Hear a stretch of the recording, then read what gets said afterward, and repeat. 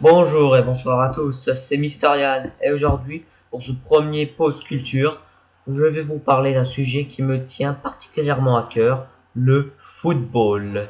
Samba de amigo. Alors, le football, qu'est-ce que c'est? Eh bien mon petit, le football est un sport d'équipe qui se joue à 22 joueurs, 11 joueurs de chaque équipe. Il y a des cages pour le gardien qui doit arrêter tous les tirs des adversaires pour éviter de se prendre un but. Des buts, hein, c'est ballot, hein, sinon. Il y a un terrain qui, en fonction des catégories, pour les poussins, les juniors, les amateurs et les professionnels évidemment, mesure entre 90 et 120 mètres de long et entre 45 et 90 mètres de large. Et il y a la star de ce sport, hein, celui qui a engendré de nombreuses légendes de ce sport, le boss du football, le king of the world. Je veux bien sûr parler du ballon. Eh oui, le ballon, hein. Sans lui, on pourrait pas jouer, hein. On se prendrait un peu pour des cons, hein. Et donc, le ballon, qui, aussi selon les catégories, hein, selon la catégorie d'âge, peut mesurer de 68 à 70 centimètres donc de haut, et un poids de 410 à 450 grammes. Mais, si le ballon est éclaté ou endommagé en plein match, la partie est arrêtée et reprend dès qu'un nouveau ballon est remis en jeu, à l'endroit où le premier ballon se trouvait. Le boss, je vous dis. Un match de foot dure traditionnellement 90 minutes. Donc une mi-temps de 45 minutes, enfin deux mi-temps. Deux mi-temps de 45 minutes. Donc voilà. Mais peut durer 120 minutes. En cas de match nul entre les deux équipes, on appelle ça les prolongations. Deux prolongations de 15 minutes chacune. Donc 30 minutes de plus. Et 90 plus 100 plus 30, ça fait bien 120. Et me, hein, ceux qui sont un peu nuls en maths, je le suis aussi. Mais bon, comme ça. En cas de match nul entre les deux équipes. Mais si au bout de, mais si au bout des 120 minutes il y a toujours match nul, les équipes se départagent au tir au but. Voilà, c'est un match, ouais, c'est un match classique de football. Mais évidemment, ce n'est pas que ça. Et je vais donc vous donner les 17 règles officielles du football. Donc, celles qui ont été vraiment répertoriées comme officielles, hein, que toute fédération qui se respecte doit appliquer. Numéro un, donc on lui a parlé, hein, le ballon, le terrain. Le terrain, donc, comme je vous le dis plus tôt, hein, comme je vous l'ai dit plus tôt, un terrain fait entre 90 et 120 mètres de haut, enfin, de long, 40 et 45 et 90 mètres de large. Mais il y a aussi la surface de but, qui sont deux lignes tracées perpendiculairement à la ligne de but à 5,5 mètres de l'intérieur de chaque poteau. Elles avancent sur le terrain à 5,5 mètres et sont réunies par une ligne tracée parallèlement à la ligne de but. Ça a l'air compliqué, mais quand on voit le schéma, c'est facile. C'est tout simplement, c'est vraiment tout simple. On peut comprendre assez facilement. Ensuite, il y a la surface de réparation, et d'ailleurs, j'ai jamais compris ce nom. Pourquoi ça s'appelle surface de réparation? Parce que je sache, il n'y a pas de réparation de ballon. C'est une blague de merde, je sais. Hmm. J'ai dit des conneries, mais bon, je suis pas venu, hein, pour parler de ça. Hein, on n'est pas là pour ça, donc. Alors donc, c'est une surface de jeu, pareil, de deux lignes tracées perpendiculairement à 16,5 mètres de l'intérieur. 6 plus 5,5, c'est 16,5. On allonge de chaque montant de but, enfin du but. Ces lignes avancent sur le terrain sur une distance de 16,5 mètres et sont réunies par une ligne tracée parallèlement à la ligne de but. À l'intérieur de chaque surface, il y a le point de pénalty à 11 mètres du milieu de la ligne. C'est loin de but donc, et qui, comme son nom l'indique, dès qu'il y a faute dans cette surface, hein, donc dans la surface de réparation, l'arbitre accorde un penalty pour l'équipe du joueur taclé, donc le joueur qui a été taclé, hein, celui qui a subi la faute. Voilà. Évidemment, hein, on ne donne pas le penalty à celui qui a commis au tacleur, hein, ce serait un peu con, hein. Et par contre, c'est vrai que les défenseurs, et je pense que même moi-même, euh, on s'en donnerait à cœur joie si c'est comme ça. Donc voilà, l'arbitre accorde un penalty donc, mais s'il y a une simulation, eh ben oui, ça arrive souvent, très très souvent, même trop souvent, ce qui casse un petit peu des fois le rythme de ce sport. Il n'y a pas penalty, hein, logique. Si l'arbitre le voit bien, il y a bien sûr des simulations qui ont déjà n'ont pas été sanctionnées, hein, qui n'ont pas été vues par l'arbitre. L'arbitre, c'est pas une machine, c'est pas un extraterrestre. Il ne peut pas tout voir. Et évidemment, quand il y a une simulation, si c'est vu, le joueur en question qui a fait la simulation reçoit bien sûr un carton jaune. S'il n'a pas été encore. Généralement, un carton jaune s'il n'a pas encore été sanctionné.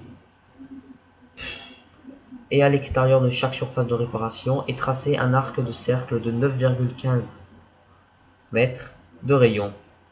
Ensuite, il y a à chaque coin du terrain, s'élevant à 1,50 mètres du sol, les drapeaux de corner, hein, qui sont donc un repère pour l'arbitre et les joueurs, pour savoir où se situent les corners, hein, quand le ballon donc, dépasse les limites du terrain. Voilà, c'est pratique. Donc on serait un peu dans la merde, quoi. Mais bon. Ajoutons avec les drapeaux donc les arcs de cercle de coin mesurant 1 mètre de long, hein. Donc c'est dans cette surface qu'on pose le ballon, hein, pour le corner. Et enfin, les buts ou cages de gardien si vous préférez, les cages de foot, sont placés au bout des deux parties de terrain, hein, comme vous le voyez donc sur le schéma. C'est vraiment c'est l'objectif, hein, l'objectif principal des 20 jours de champ, hein, les 10 joueurs donc, de l'équipe 1 et de l'équipe 2 pour faire donc gagner leur équipe, hein. Il faut marquer, il faut défoncer, que ce soit pour défoncer sa race au gardien, ou carrément s'énerver contre les filets, hein, qui sait. C'est pour faire vraiment tout, hein, pour vraiment défoncer tout le monde, hein, pour marquer ce petit but, ou ces petits buts. Et ça fait plaisir. Les buts mesurent, les cages mesurent 7,32 mètres de large, ce sont pour les largeurs, c'est du big, hein, soit pour les professionnels, et 2,44 mètres de haut. C'est bien mon petit, très très grand. Voilà, ça fait beaucoup pour un terrain. Il est gâté. Numéro 2, le ballon. Bon, ça, je vous l'ai déjà dit, hein, plus tôt. Donc, passons, hein. Eh oui, passons. Je pense que tout le monde connaît, hein, tous les sports de balle, hein. Tout le monde connaît donc le ballon, qu'il soit sphérique, enfin, qu'il soit rond comme celui du foot, ou un petit peu ovale comme celui du rugby, ou du football américain, voilà. Qu'il soit plus petit comme celle de tennis ou de handball. Tout le monde connaît, hein. Numéro 3, les joueurs. Le nombre de joueurs est donc de 11 pour chaque équipe, hein, comme je l'ai dit. Chaque équipe sur le terrain, 11 joueurs d'une équipe, 11 joueurs pour l'autre, dont un dans les cages, hein, le gardien. Et parmi les 11 joueurs, il y aura donc 4 catégories différentes. Il y a bien sûr le gardien de but, hein, et je dis bien le. C'est un peu logique, hein, si c'était deux dans la même cage, ce serait plus dur, mais bon, ça à l'école, on s'en contrefout un peu, hein. On peut avoir une dizaine de gardiens, on peut avoir vraiment un mur dans le but. Ils s'en bat les couilles dès quand je pas, hein. Alors, quand on est con, on est con. Qui doit arrêter donc les tirs et les têtes des joueurs adverses, hein, les têtes, boum. Tranquille. Les défenseurs. Donc là, je dis bien, il peut avoir un défenseur, mais là, le pauvre, s'il est vraiment tout seul, il va être avec le gardien derrière lui, ça va vraiment être la fiesta pour lui, hein. Qui doivent aider le gardien dans sa tâche en essayant de contrer les représailles des adversaires, hein, donc les tirs, tout. Ils les tapent, hein, pour les défoncer de leur race aussi, pareil, hein, tranquille, hein, tant que le ballon ne vienne pas vers eux, pas leur gardien chez eux, donc ils s'en foutent, hein. Les milieux de terrain qui sont entre la défense et l'attaque, hein, donc eux, bon, hein, tout le monde connaît, hein, beaucoup, les milieux de terrain sont surtout les joueurs, les footballeurs, disons, peut-être les plus importants, parce que il existe deux sortes de milieux de terrain, les milieux de terrain défensifs, ceux qui sont plus dans la défense, hein, bien sûr, qui sont plus reculés, Et les offensives, bien sûr, qui sont plus au soutien de l'attaque. Hein. T'as un milieu pour la défense et un milieu pour l'attaque. Pratique. Ça fait un joueur de plus. Le milieu de terrain, c'est vraiment le footballeur par excellence. Et donc, il y a évidemment hein, les attaquants hein, qui doivent marquer hein, pour faire gagner leur équipe. Si même ils doivent aussi défoncer la race si du gardien, des défenseurs du milieu, il faut qu'ils marquent. Évidemment, même tout le monde et même le gardien peut participer à l'offensif. Et oui, mon petit, toi aussi tu peux y aller. Tu peux aussi y aller, mon petit. Même si tu as des gants, par exemple sur un corner, tu peux y aller. Tu défonces quelqu'un et hop là, tu tires, c'est bon, tranquille. Bon, après, par contre, si ça rate, va falloir speeder. Hein. Et plus vite que Sonic, hein. Sinon t'es dans la merde. Évidemment, on peut remplacer. On peut, donc, alors, tout le monde ouais, peut participer à l'offensif et peut-être marquer, hein, ouais, comme j'ai dit. Même le gardien, même mon petit, oui. Évidemment, on peut remplacer un joueur hein, s'il est fatigué ou blessé. Bon, évidemment, hein. Sinon, on va pas laisser un joueur crever comme ça juste parce qu'on peut pas le changer. Hein. Mais à l'époque, c'était comme ça dans les années 50-40. Dans les vieilles époques, hein, c'était comme ça. Hein. Tu t'en foutais, t'avais un joueur blessé, tu t'en bats les couilles. Hop là, soit tu sortais pour de bon, soit tu restais sur le terrain. Super, cool. Donc, mais en match officiel, hein, les matchs donc, de championnat, de coupe du monde et tout, on sait seulement 3 remplaçants. Bon, c'est déjà bien. Mais bon, voilà. Bon, il paraîtrait que d'ici quelques années, on va peut-être rajouter un quatrième joueur. Ce serait pas mal, hein. Alors, ça fait quand même des trentaines, quarantaines d'années, enfin, pratiquement 50, ouais, presque 50 ans, hein, que c'est comme ça, donc bon, ce serait bien une fois de changer. Et donc 6 remplaçants en match amical. Hein. Les matchs amicaux, hein, juste des matchs comme ça, amicaux, enfin, pour certains, hein. Ça arrive qu'il y en a qui prennent ça au sérieux. C'est déjà un peu mieux. Et numéro 4, l'équipement. Donc l'équipement du joueur. Bon, chaque joueur est équipé d'un maillot de foot et de son équipe, hein, évidemment. D'un short, de chaussettes, de protège tibia. Et bien sûr les chaussures à crampons. Hein. Hein, comme ça, oui, ça fait mieux. Hein, pour éviter de glisser s'il pleut, s'il y a de la boue. Et évidemment, c'est pour bien défoncer la race de l'autre. Hein. Combien de fois que je dis race? Faut dire que je suis un peu énervé en ce moment.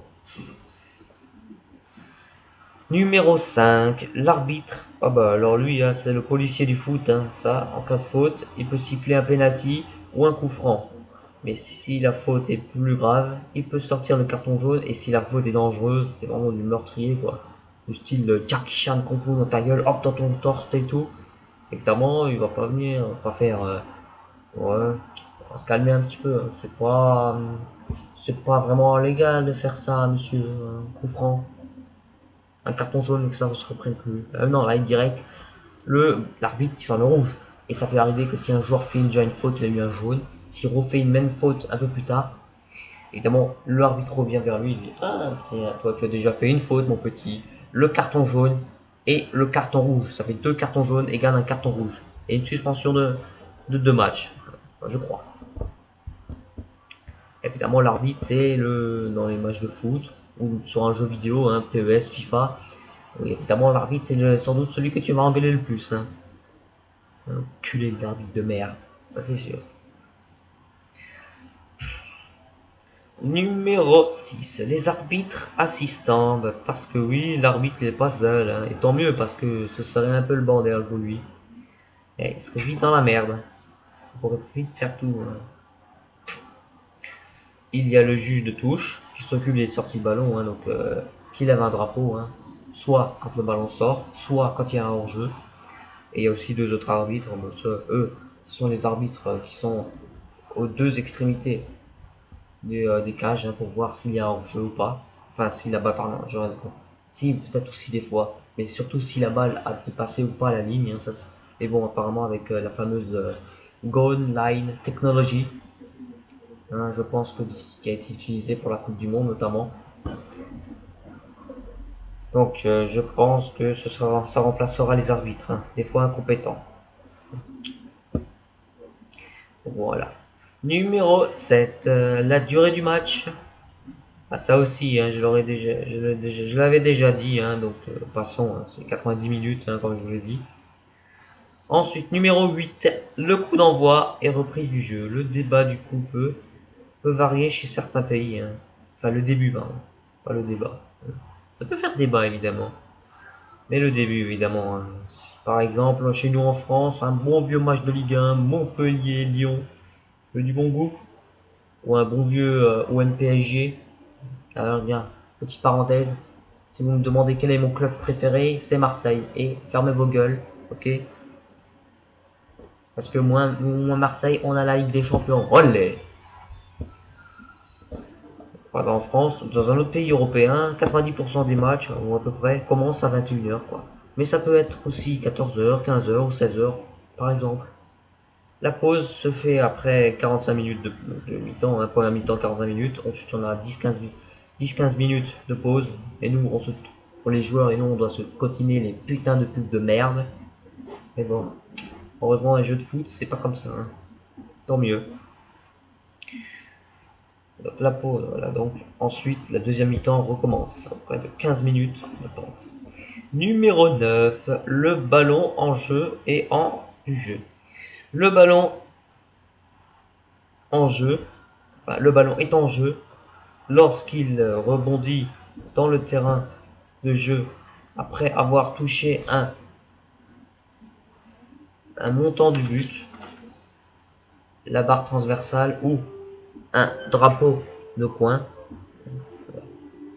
et quand il rebondit dans le terrain de jeu après avoir touché l'arbitre assistant, oh ça fait mal, lorsqu'il se trouve sur le terrain, mais pour que le ballon soit hors du jeu, il doit entièrement franchir la ligne de but ou ligne de touche, que ce soit à terre ou en l'air, ou quand le jeu a été arrêté par l'arbitre. Quel enfoiré. Numéro 10, le but marqué. Bon, le but, je pense que tout le monde le sait, hein, ce que c'est. Hein. Évidemment, il faut vraiment être con pour pas savoir ce que c'est un but. Hein. Je suis désolé. Hein, tout le monde s'en est pris un, tout le monde a souvent été content ou a ragé complètement sur un but. Donc bon, je pense que tout le monde sait. Hein. Un but, c'est la douloureuse expérience. On peut marquer un but depuis un coup franc, un penalty contre son camp,